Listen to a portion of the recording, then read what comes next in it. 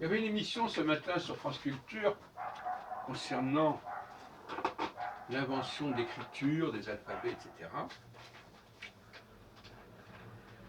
Et le nom des lettres, par exemple, on a passé un passage de Alain Waknin sur le nom de la lettre Aleph, qui renverrait à une tête de taureau. Effectivement, quelqu'un a dit, de manière très heureuse et amusante, que lorsqu'on écrit le A majuscule et qu'on fait l'inverse, on a comme une sorte de tête de taureau. Alors là, ça nous renvoie au métalangage. C'est-à-dire que on a besoin de désigner des objets, des formes, des lettres, et il faut bien trouver un nom pour les désigner. Donc c'est pas la peine de... Au fond, c'est totalement ce qu'on appelle l'arbitrage du signe. J'ai besoin d'avoir un nom. Par exemple, les constellations, les planètes ont aussi des noms. Est-ce que ces noms font sens? Je ne pense pas. C'est l'erreur de croire que les noms qui sont donnés, qui sont attribués à ceci ou cela, nous aident à comprendre ce que ces objets sont. Hein, simplement des commodités. Et dans beaucoup de domaines, les gens tombent dans le panneau.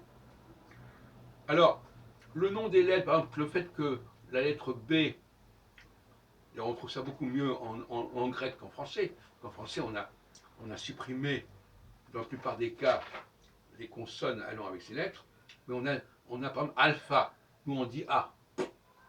On a bêta, bon, alpha ça renvoie à Aleph, bêta ça renvoie à bête. On a perdu ça en français. Ça a été gardé en grec.